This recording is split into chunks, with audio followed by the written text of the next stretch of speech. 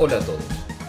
En esta oportunidad intentaré enseñarles cómo desarrollar lo que se denomina el diagrama de Lewis, una forma de representar los enlaces químicos que hemos visto hasta el momento.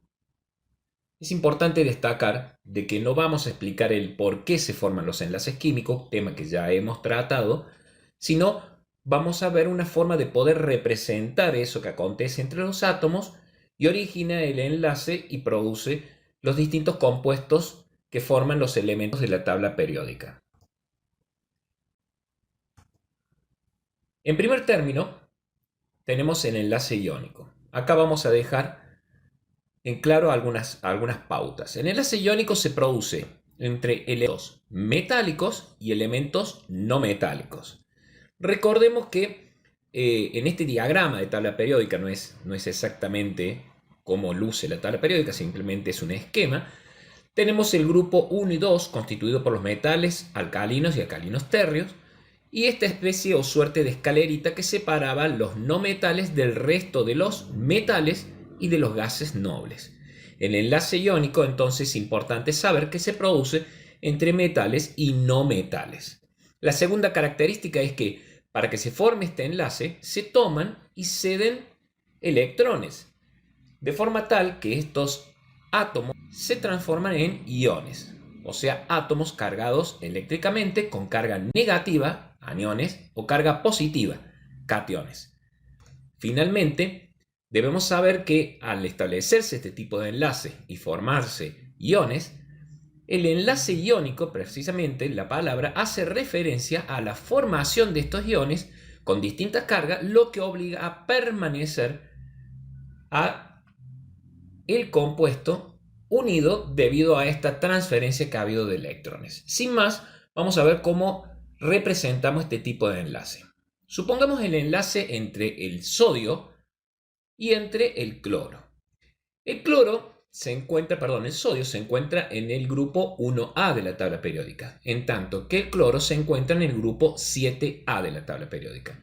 Recordamos que el grupo de la tabla periódica en esta nomenclatura, que no es la de IUPAC, sino que es una nomenclatura más antigua de Deming, indica la cantidad de electrones que hay en esa última órbita que posee ese átomo. Entonces, veamos. En este caso, cloro está en el grupo 7A, tendremos que acomodar 7 electrones en la última órbita. El sodio está en el grupo 1A, tendremos que acomodar un electrón en la última órbita. Vamos con los 7 del cloro. 1, 2, 3, 4. Uno en cada punto cardinal. Norte, sur, este, oeste. No importa por dónde empecemos, pero uno en cada punto cardinal. Seguimos. 4, 5, 6, 7. El cloro tiene 7 electrones en la última órbita, el sodio tiene un solo electrón en la última órbita. Lo que acontece acá es que el sodio transfiere ese electrón al cloro y se queda con la órbita anterior, que posee 8 electrones. Y el cloro, con esta transferencia, posee 8 electrones en su última órbita. Por lo tanto, este arreglo es energéticamente más conveniente, pues ambos logran el octeto. ¿Cómo representamos esta transferencia cuando ya se adquiere y se transfieren los electrones? De esta forma.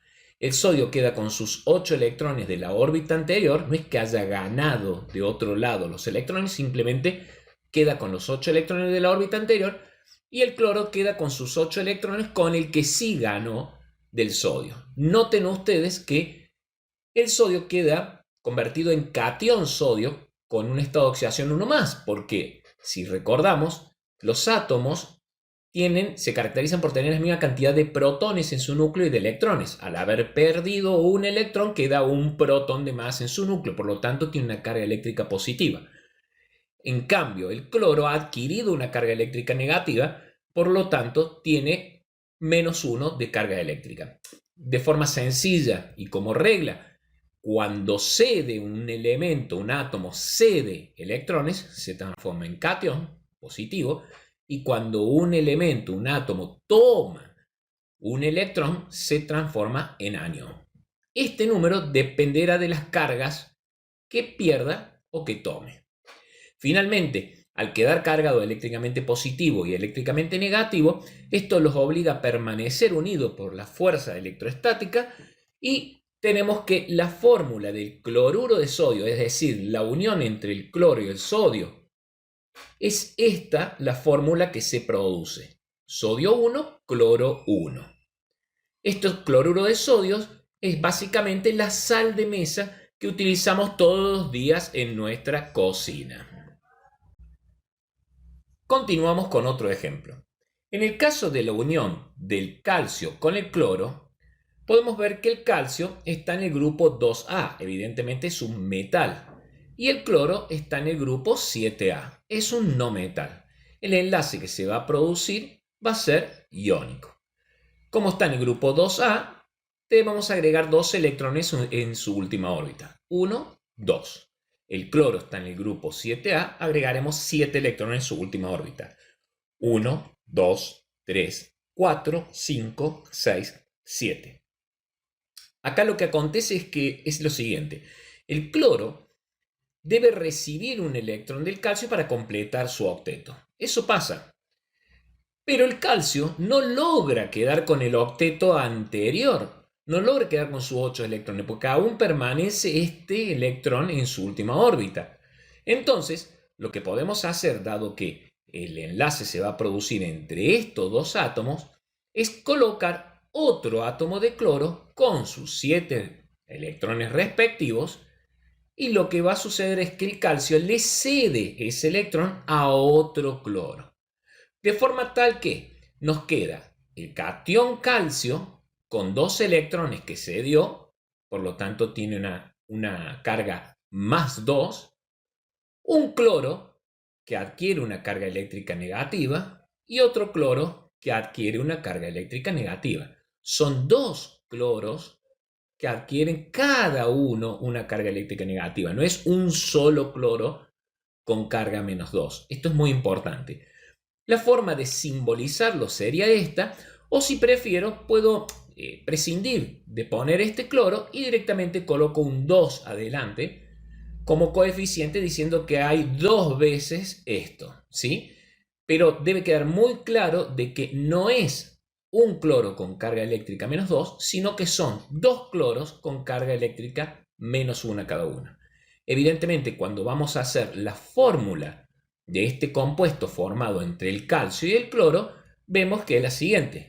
Por eso la fórmula del cloruro de calcio, otra sal similar al cloruro de sodio que hicimos antes, pero en este caso de calcio, es calcio cloro 2. No es un capricho del subíndice que se coloca, sino que indica específicamente la cantidad de átomos de acuerdo al enlace que se forma. Así es como se establece la representación para un enlace de Lewis de un compuesto iónico. Tiene 3 partes. 1, el diagrama de Lewis. 2, el diagrama de anión-catión. Y 3, la fórmula química. Veamos ahora la representación de los enlaces covalentes. Un enlace covalente se establece entre elementos o átomos no metálicos. Se produce entre no metales. Los átomos comparten pares de electrones. Acá no puede no ceda y el otro que tome, debido a que a ambos le falta, ya vamos a ver, pocos electrones para completar su octeto. Entonces, no habría un arreglo energético eficiente si uno cede y el otro toma, porque deberíamos tener muchísimos átomos aceptadores de esos electrones para poder formar el enlace. Entonces, ¿qué es lo que realizan? Se comparten pares de electrones. Entonces se forma un nuevo orbital llamado orbital molecular. Está la animación y está el video que explica, y por ello se establece un enlace, no porque haya cargas eléctricas positiva y negativa, sino que deben permanecer juntos los átomos para poder compartir ese par de electrones. Veamos cómo representaríamos mediante el diagrama de Lewis esto. Supongamos el hidrógeno y el cloro. Recordemos una cosa. El hidrógeno se ubica en el grupo 1A, que es las 2 columnas que están los metales, pero dijimos que lo consideraríamos por sus características como un no metal. Eso deben recordarlo, que el hidrógeno a los fines prácticos siempre va a actuar como un no metal. Posteriormente tenemos el cloro, que está en el grupo número 7A. Entonces, procedemos a colocar los electrones. En el caso del hidrógeno, un solo electrón en su última órbita. En el caso del cloro, los 7 electrones. 1, 2, 3, 4, 5, 6, 7. Ahora bien, si este hidrógeno le cediera, en el caso de un ion, le cediera este electrón, quedaría sin ninguna órbita anterior completa. Por lo tanto, no es un arreglo energéticamente viable en este caso. Sí podría compartirse, con lo cual completaría el octeto, el cloro, y el hidrógeno completaría el dueto.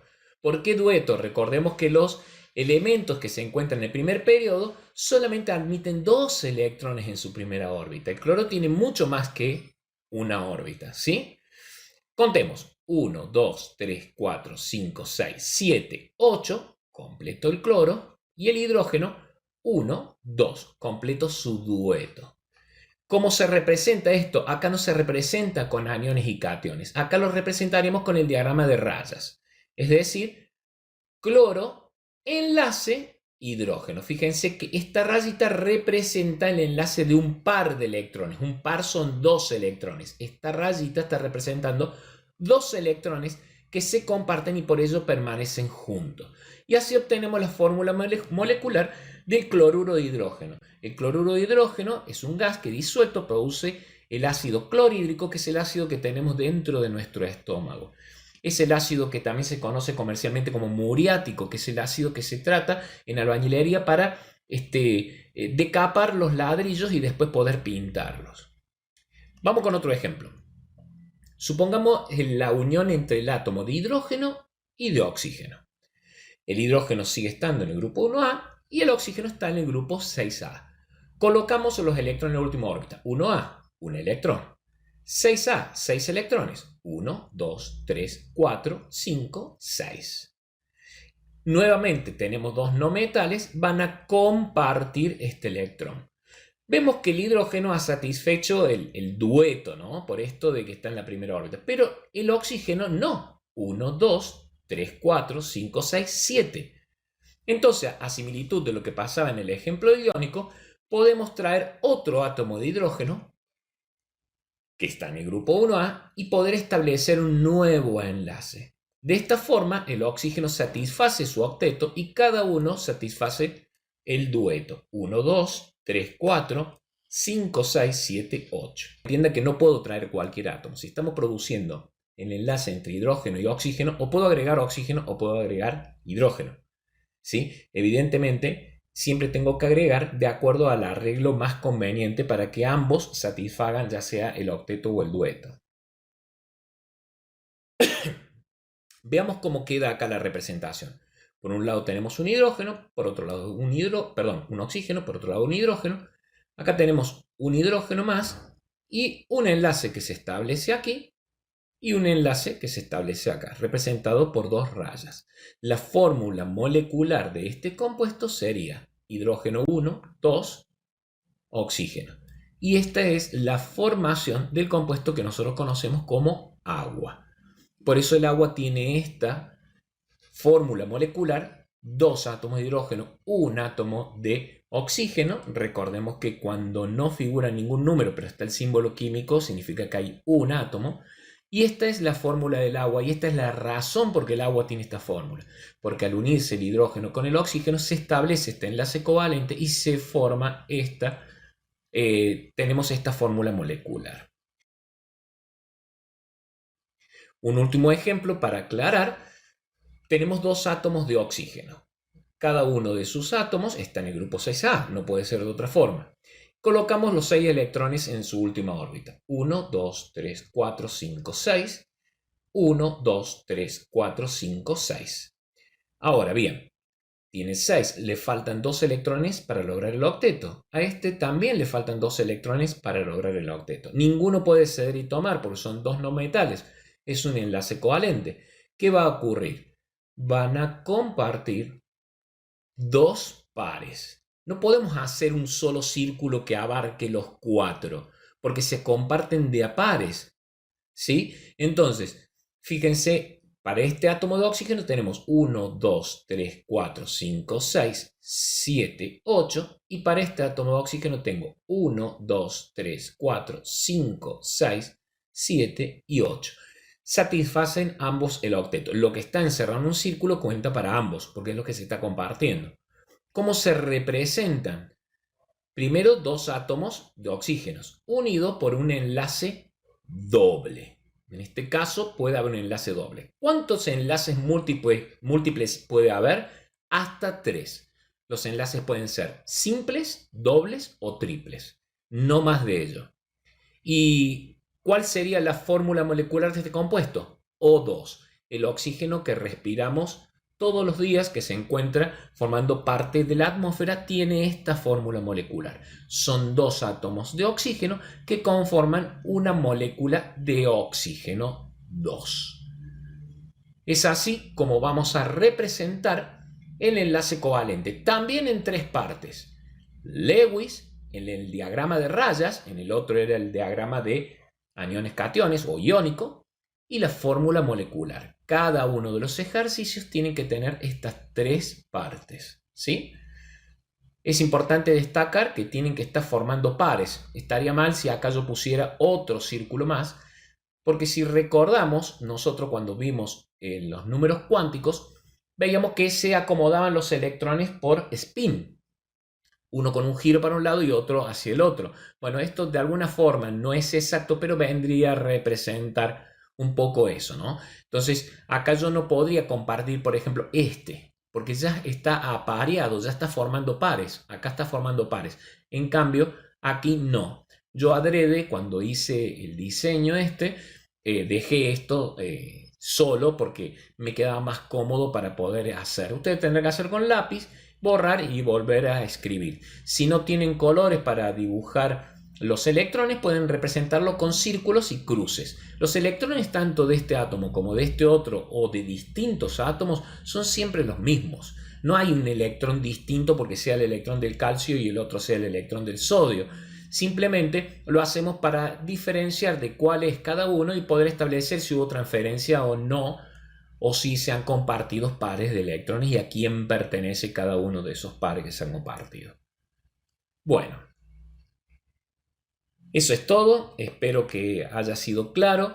Esto es práctica, así que lo que tienen que hacer ahora es practicar, ver cuáles son sus dudas, cuáles son sus errores y cuáles son sus aciertos, para ponerlos en juego en el próximo Meet que vamos a tener. Tengan ustedes buenas tardes, saludos a sus familias y nos encontramos pronto.